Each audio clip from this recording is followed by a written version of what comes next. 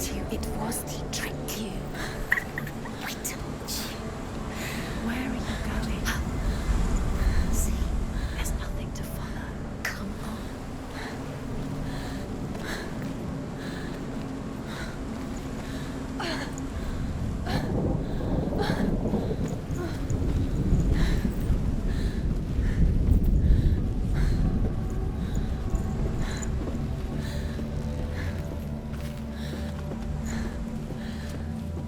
Before she first met him, she was not in a good place. Just a teenager, but not like the others.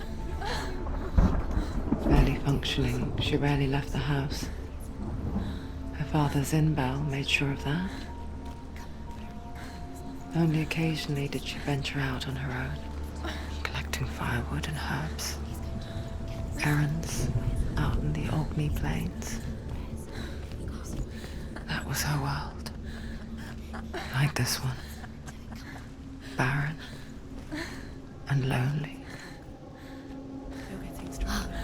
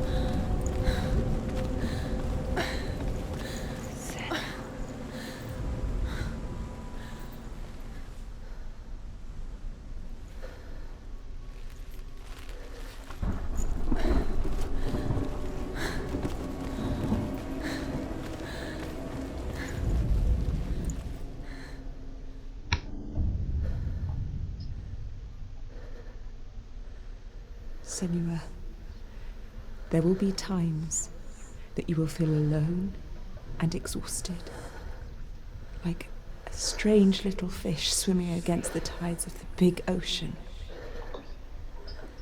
But have the faith to let go and let the tide carry you away. Because the whole ocean is your home. It does not ask you to swim against it.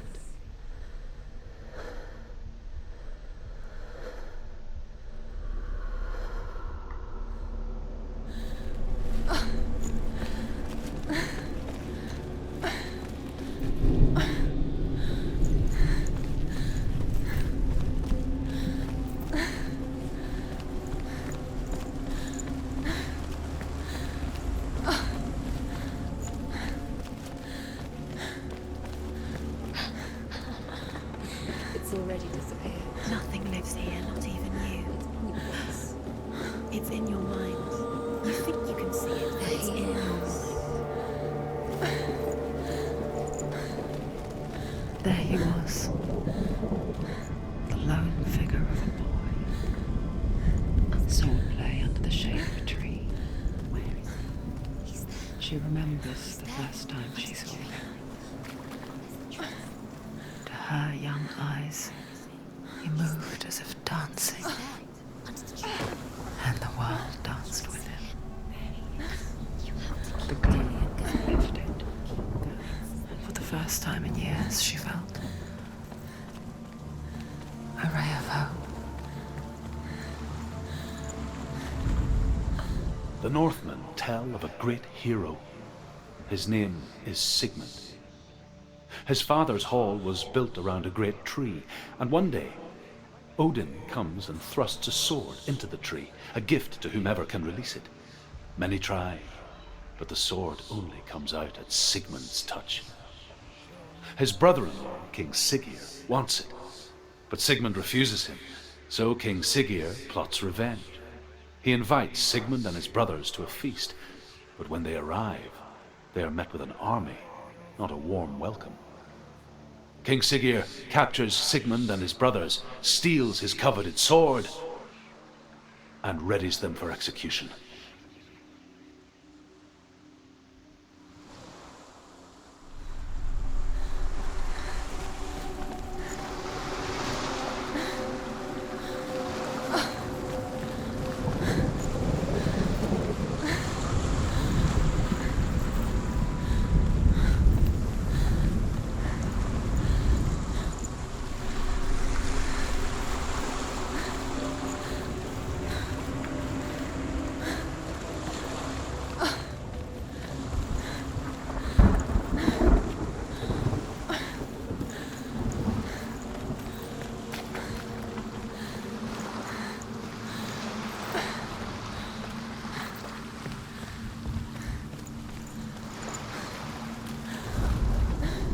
Death for Sigmund and his brothers seems certain. But the king's wife is Sigmund's sister, and she begs for mercy and implores the king to chain them up instead. He agrees. Not for mercy, though, but because he plans an even more cruel and lingering death. Chained to a tree in the forest that night, a she-wolf comes and devours one of Sigmund's brothers. She returns, ravenous, night after night, until only Sigmund is left. The next day, Sigmund's sister sends a servant with honey to smear on Sigmund's face. But to what end?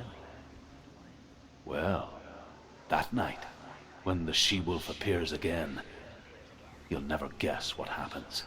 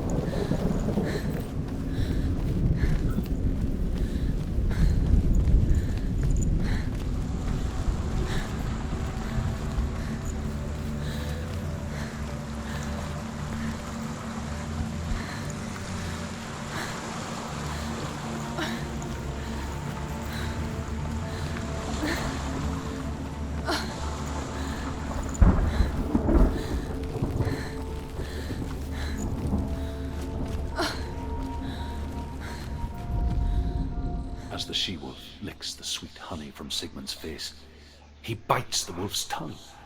The she-wolf pulls away, but Sigmund holds on. The chains break, and he is free. After his escape, Sigmund lives like us, hidden in the forest. His enemy, King Siggeir, believing him dead, as his sister plots revenge. And for vengeance to succeed, even the great Sigmund needs help. So she sends her sons to him. But their blood is weak and corrupted, and they're put to death by Sigmund. So his sister hatches a new plan, one that is cold of heart and pure of blood.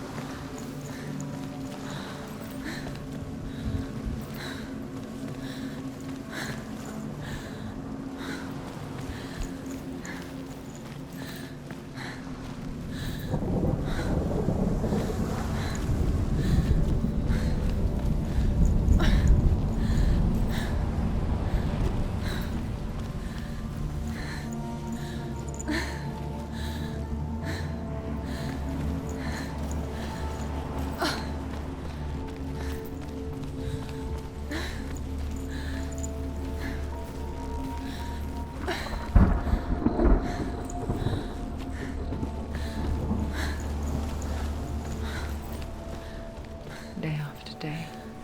Watching from afar, she mimicked him, perfecting her own secret dance, wishing those fleeting moments of light would stretch out to last forever.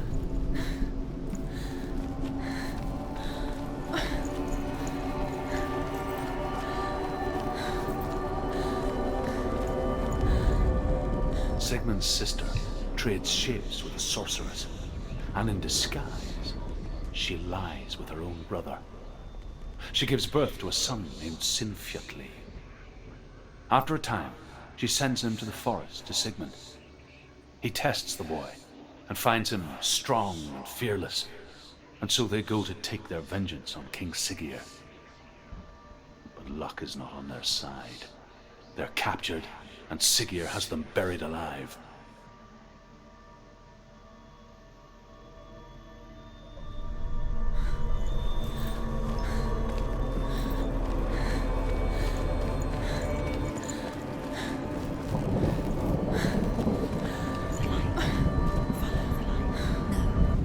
It's a trick. It's an illusion. It's not real. Different. You want to believe it's real, but it's a trick. You're deluded.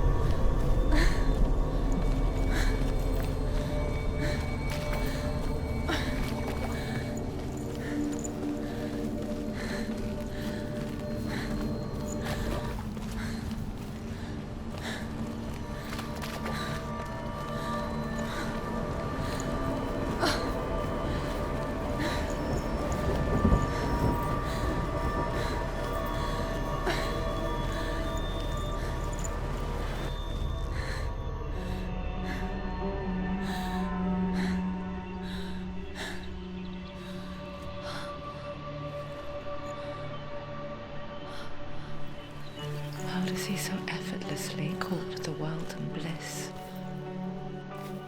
If only she could do the same.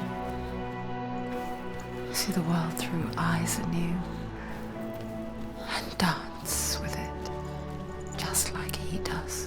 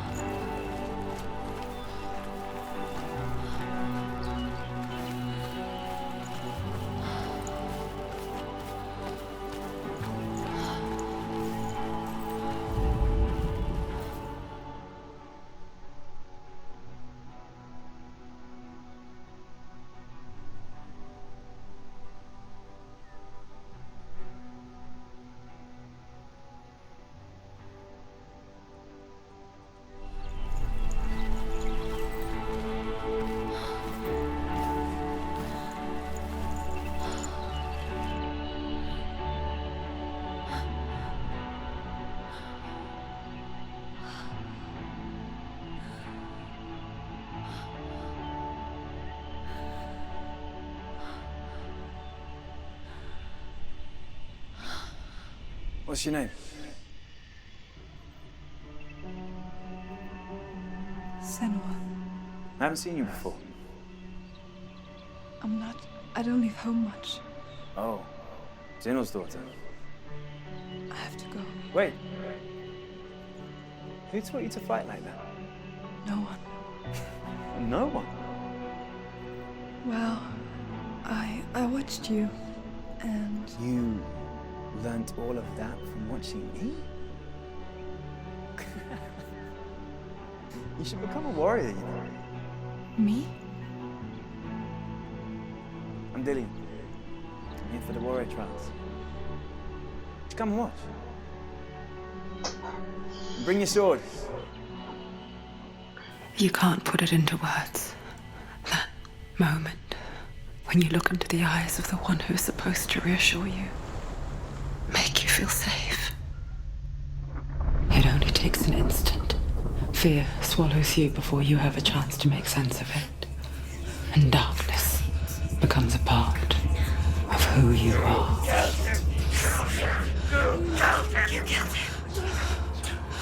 But her world changed the day the Northmen took him from her.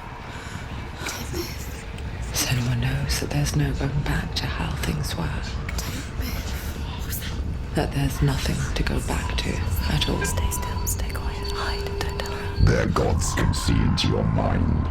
They will use this power to destroy They you. won't stop me. I can still feel him. Whatever's left of him, they will never let him go. I'm not gonna let him rot here. You're the one rotting here. Leave me alone. You will die here. No. And all your suffering will have been for nothing. Shut up!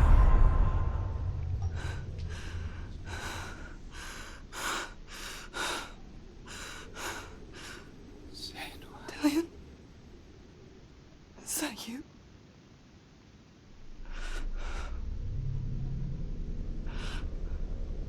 I'll find you, my love. I promise.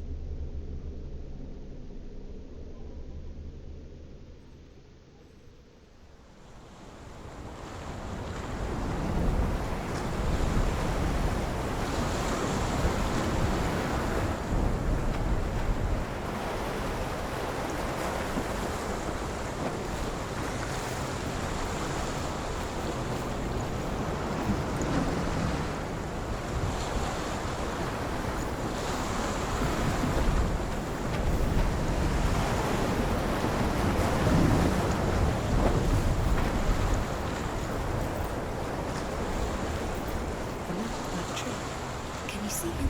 You want to believe it. Is he It's there? not real. Is he there? You're alone in these mountains. Is that Delia? Nothing lives here. You won't survive. You met him by the tree. She met him by the tree. Maybe it's a sign of the tree. What's he trying to tell you? He's waiting for you by the tree.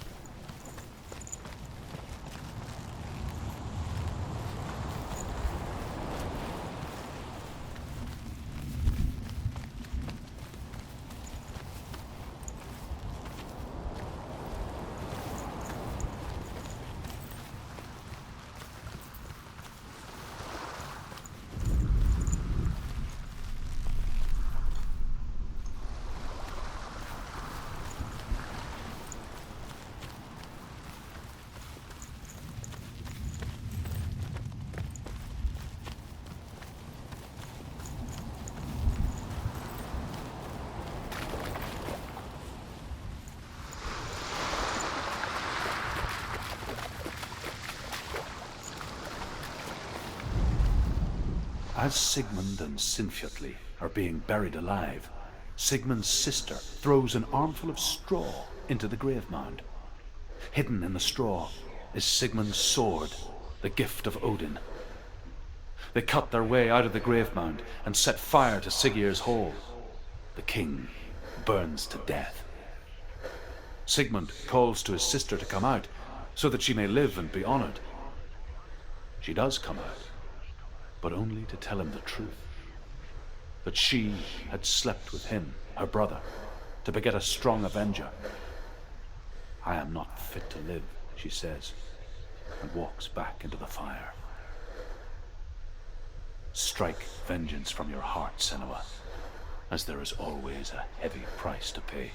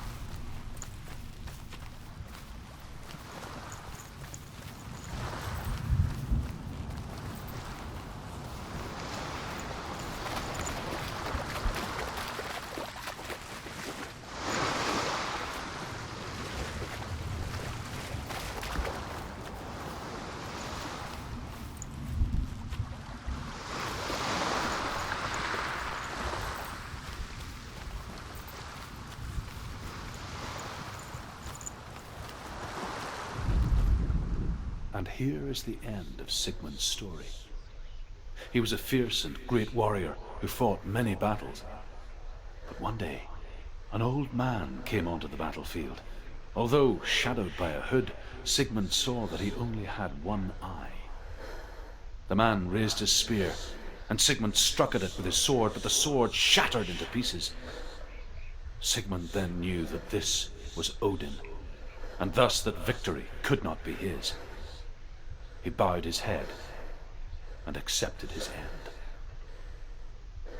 Dying, he tells his wife that she is with child, and that her son will one day make a great weapon out of the fragments of his sword.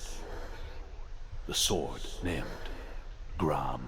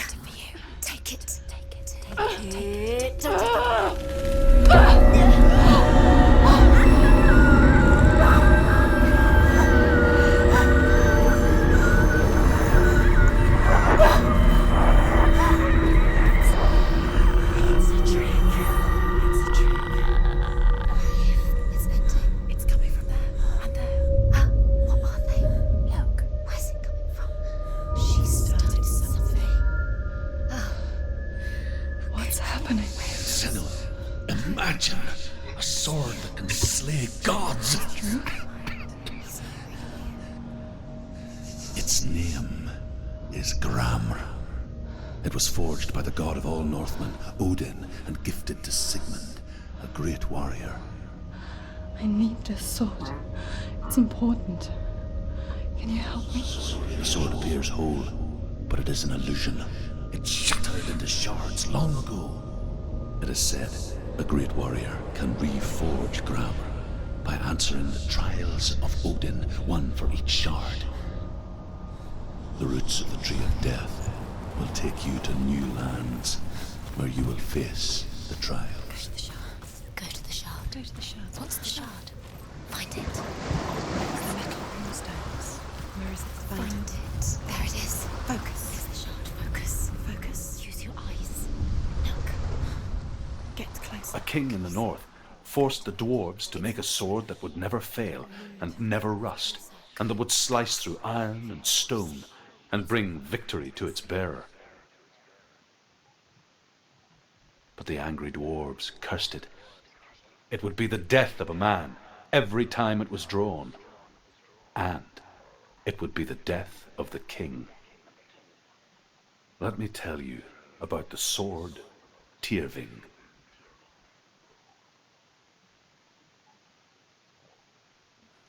I don't recognize this place.